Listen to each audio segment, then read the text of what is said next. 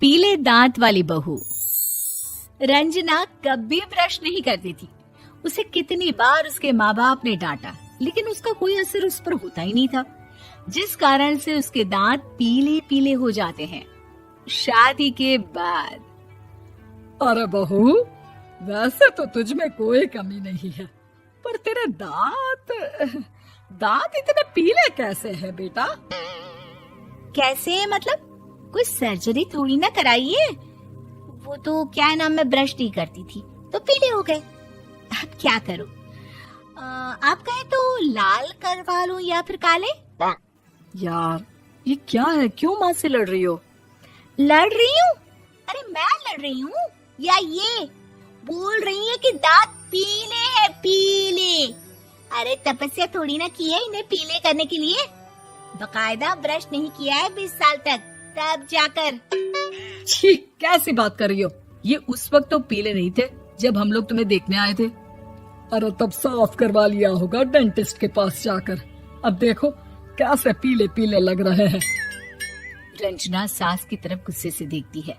फिर शुरू हो गई पीले पीले पीले।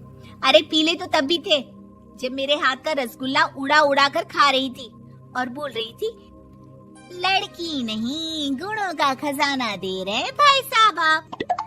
खैर, अब वो लोग करते भी तो क्या करते, पीले दांत वाली बहू पल्ले पड़ी थी तो झेलना तो था ही। एक दिन कीर्तन में रंजना गाना गा रही थी।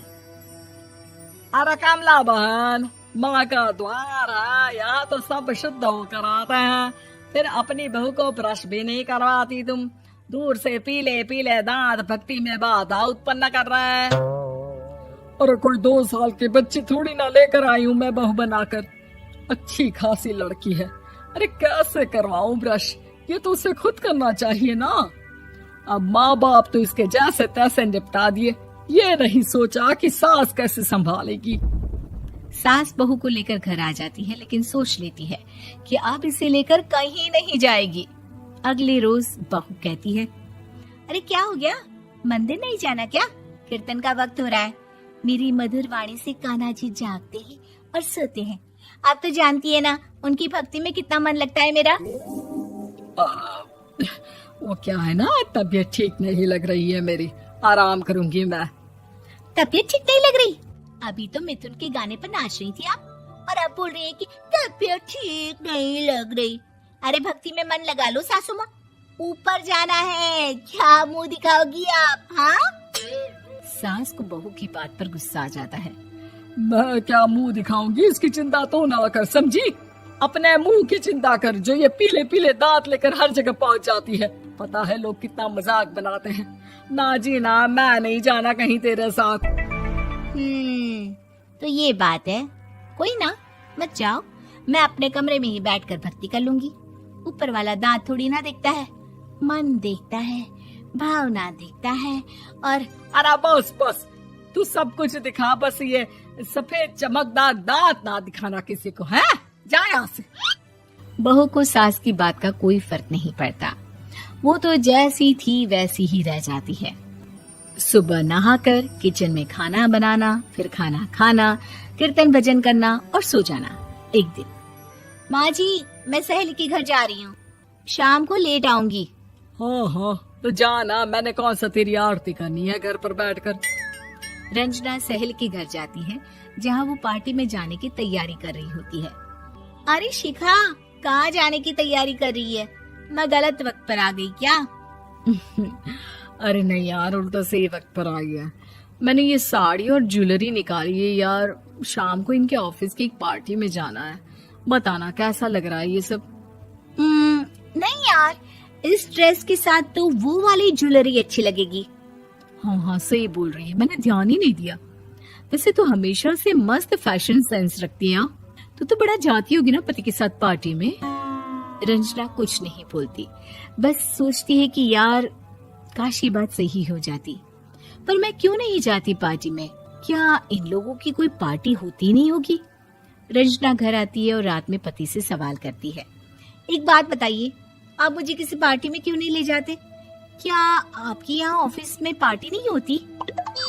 पति बेचारा क्या कहता कि दांत पीले हैं तुम्हारे इसलिए। अरे कोई पार्टी होती नहीं हम लोगों के ऑफिस में, तो कहाँ से लेकर जाऊं?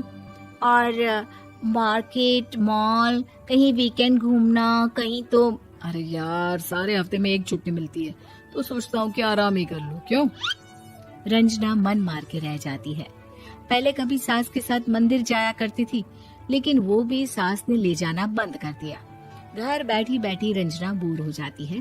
तभी उसे आइडिया आता है और वो मायके जाने का सोचती है। सासू माँ, 2 दिनों के लिए मम्मी के घर जा रही हूँ। अच्छा अच्छा, ठीक है, आराम से जा। और हाँ, माँ से कुछ अच्छी आदत सीख कर आना कि कैसे शरीर के हर भाग की तरह दांतों की सफाई भी जरूरी होती है, समझी? शुरू हो गई ना आप। वो लोग आपकी तरह नहीं है कि छोटी छोटी बात का बतंगड़ बना दे। उन लोगों के लिए मैं मायने रखती हूँ, ना कि मेरे पीले पीले दांत। रंजना माँ को बिना बताए उन लोगों को सरप्राइज देती है, लेकिन जैसे ही वो दरवाजे पर पहुंचती है, अंदर देखती है कि घर वाले कहीं जा रहे होते हैं। अब माँ, काश रंजना दीदी के दांतों वाली प्रॉब्लम नहीं होती, तो वो भी हम लोगों के साथ चलती ना बुआ जी की बेटी की शादी में।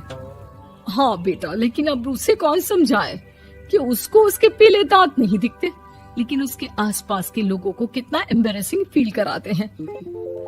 मुझे तो कितनी बार उसके स्कूल की टीचर ने शिकायत की कि उसके साथ कोई लड़की बैठना भी नहीं चाहती, और ना ही कॉलेज में कोई उससे बात करना चाहता था। लेकिन पता नहीं क्यों उसे ये बात समझ में ही नहीं आती। कोई कमी नहीं है उस लड़की में, बस यही कि दांत पीले हैं। वो तो भला हो जीजा जी और उनकी माँ का, जो दीदी को जैसी है वैसे ही रखा हुआ है। रंजना को अपने घर वालों की बात सुनकर बहुत दुख होता है।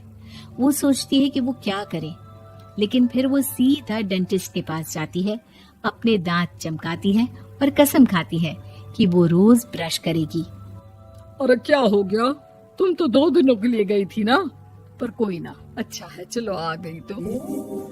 रंजना सास के सामने आकर खड़ी हो जाती है और पूरी स्माइल करती है, उसके चमकदार दांतों को दिखाती हुई।